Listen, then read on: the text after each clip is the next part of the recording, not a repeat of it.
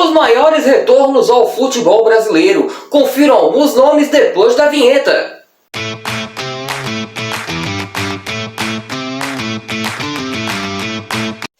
Fala pessoal, bem-vindos a mais um vídeo do canal Respeita Meu Manto. E na última semana, Neymar retornou ao futebol brasileiro.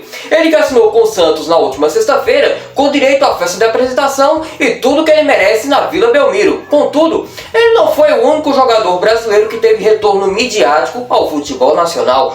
Tiveram outros nomes também, alguns com ótimas passagens, outros nem tanto assim. É isso que vocês irão relembrar no vídeo de hoje. Mas antes de tudo, quem não é inscrito, seja muito bem-vindo. Este é o canal Respeita Meu Manto. Já que like maroto, compartilhe esse vídeo agora sim, simbora relembrar os maiores retornos ao futebol brasileiro. Abra essa lista com um jogador cujo seu retorno tinha tudo para causar impacto ao futebol brasileiro, mas acabou se tornando uma enorme decepção. Eu falo dele mesmo, do Rivaldo. Em 2004, o jogador estava com 31 anos e decidiu retornar às suas raízes e acabou sendo convencido pelo técnico Vanderlei Luxemburgo a aceitar a proposta do Cruzeiro, que via nele a sua principal referência para a Libertadores da América daquele ano. Sobre o Rivaldo, é importante destacar dois fatores. O primeiro deles é que o Rivaldo era um jogador pentacampeão mundial com a seleção brasileira na Copa de 2002, tanto que ele foi um dos principais jogadores com a camisa canarinho. Porém, logo após a Copa, ele teve uma queda de produção muito grande, ou seja, ele já estava em má fase.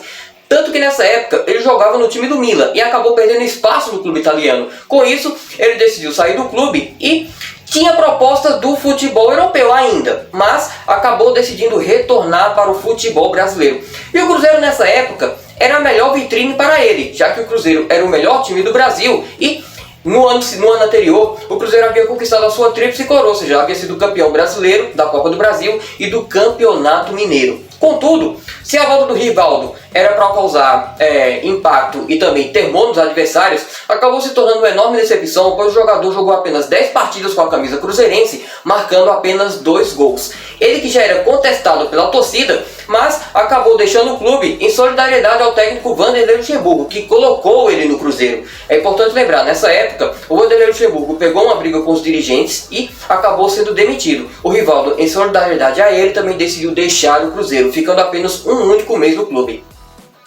Em 1995, alguns jogadores tetracampeões mundiais com a seleção brasileira decidiram que era hora de retornar ao futebol brasileiro. Um deles, o goleiro Tafarel, que nessa época tinha 29 anos e era titular absoluto da seleção brasileira. Ele que havia passado 5 temporadas jogando no exterior, decidiu retornar às suas raízes. Porém, ele não foi para o seu clube de origem, que era o Internacional, mas sim foi jogar no Atlético Mineiro. E nessa época, ele foi considerado o goleiro com a contratação mais cara da história. E jogou 191 jogos com a camisa do Galo. Não conquistou nenhum título relevante, mas em compensação ele ganhou um campeonato mineiro por lá. E até hoje é considerado um dos grandes ídolos da torcida atleticana. Em 2008, mais um jogador retornou ao futebol brasileiro. Ronaldo nessa época estava com 32 anos e estava jogando no futebol italiano. Contudo, após mais uma de suas lesões, ele decidiu romper o contrato com o Milan, clube que ele defendia nessa época, e retornou ao Brasil para se recuperar da lesão. Nesse período, ele ficou treinando no CT do Flamengo. Contudo, ele esperava assinar um contrato com o rubro-negro carioca. O Ronaldo, que já havia declarado publicamente que era rubro-negro, né? O Flamengo era seu time do coração, e esperava jogar algum dia com a camisa do Flamengo. O clube carioca, por sua vez, no início daquela temporada de 2008, tentou um contato com o Ronaldo Fenômeno visando uma contratação. Porém, as negociações nessa época não avançaram. Contudo, mesmo com o Ronaldo Fenômeno treinando no CT do Flamengo, o clube carioca ainda assim não quis tentar uma negociação com ele. Porém, o fato do Ronaldo estar aqui no Brasil treinando nessa época acabou gerando o interesse de outros clubes, entre eles o Corinthians, que nessa época estava jogando na Série B e precisava de um jogador referência para a temporada de 2009. Lembrando que o Corinthians havia conquistado a Série B e necessitava de uma contratação de peso e viu no Ronaldo um grande nome e montou uma mega operação para trazer o jogador.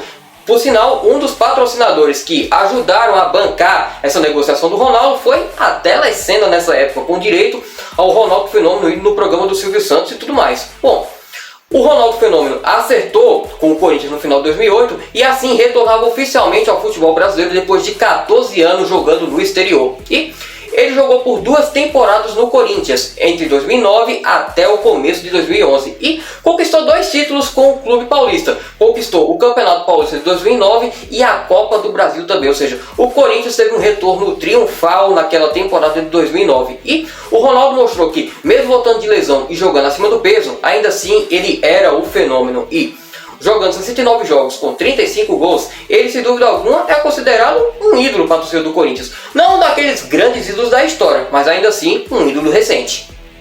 Tá gostando do conteúdo, pessoal? Que tal deixar aquele like maroto? Quem não é inscrito, seja muito bem-vindo, compartilhe esse vídeo e siga o canal nas redes sociais. O Instagram _ respeita meu manto e o TikTok o Kawaii é respeita meu manto. Agora vamos continuar relembrando os maiores retornos ao futebol brasileiro.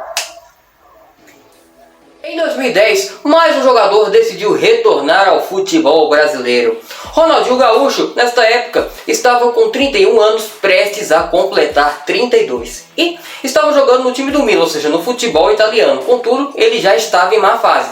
Tanto que naquela temporada de 2010, ele sequer havia sido convocado para a Copa do Mundo da África do Sul. E, voltando ao futebol brasileiro, ele visava uma convocação para a Copa do Mundo que iria acontecer aqui no Brasil em 2014. E 3 clubes brasileiros tentaram a contratação dele nessa época. O primeiro, o Grêmio, que era o clube de origem dele e sonhava em repatriá-lo. O Grêmio chegou a montar um esquema para contratá-lo e também chegou a armar a festa no Rio Grande do Sul para receber o jogador. Contudo, o Ronaldinho Gaúcho acabou não fechando com o Grêmio e o clube gaúcho tem mágoa disso até hoje. Outro clube que também tentou fechar com o atleta foi o Palmeiras, mas as negociações não foram adiante. E assim, Ronaldinho Gaúcho assinou com o Flamengo e chegou ao Brasil no começo de 2011. Nessa época, ele assinou por 4 temporadas. Contudo, ele acabou jogando apenas 1 ano e meio com a camisa do Flamengo e saiu devido a desentendimentos com a diretoria na época, tanto que ele teve que rescindir o seu contrato na justiça, só para vocês terem uma ideia do tamanho do rolo que foi, né?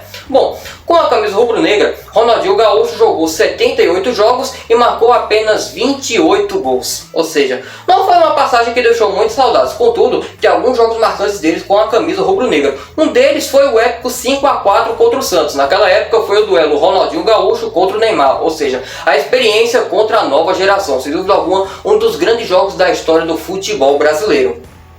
Mas a grande contratação midiática mesmo de verdade foi a do Romário em 1995. Ele que nessa época estava com 28 anos e decidiu que era hora de retornar ao futebol brasileiro. Ele que era tetracampeão mundial com a seleção brasileira na Copa de 94 e estava muito em alta jogando no Barcelona, ou seja, ninguém esperava que ele fosse sair do clube espanhol. Mas o baixinho decidiu que era hora de voltar para casa, mais especificamente para o futebol carioca, né? Onde ele havia sido revelado e onde a família dele toda residia. Bom, o Flamengo nessa época montou uma força-tarefa para trazer o baixinho e conseguiu no começo do ano de 95. E é claro que o anúncio dele foi tratado com surpresa e com muita festa, com direito a trio elétrico e tudo mais. Ele que nessa época também foi eleito o melhor jogador do mundo, né? O anúncio foi feito poucos dias depois que ele havia assinado com o Flamengo e já havia estreado com a camisa do rubro-negro carioca. Nessa primeira passagem, o Romário jogou 79 jogos com a camisa do Flamengo e marcou 68 gols. O baixinho não conquistou nenhum título relevante com a camisa do Flamengo. Contudo, nas 3 passagens dele pelo Flamengo, o cara marcou tanto gol que acabou sendo considerado o ídolo da torcida, né? Mesmo não conquistando nenhum grande título relevante. Nessa época, o baixinho ainda era o cara. E sem dúvida alguma foi o grande retorno midiático ao futebol brasileiro. E é isso, galera. Esses foram os maiores retornos ao futebol brasileiro. É claro que ficou muito nome fora dessa lista. Contudo, eu optei por priorizar jogadores que de fato causaram impacto no mercado da bola brasileiro. Antes de sair desse vídeo, galerinha, ative as notificações e fique por dentro de tudo que eu posto aqui no canal. E siga nesse vídeo outros conteúdos bacanas que eu posto por aqui. Até a próxima, pessoal.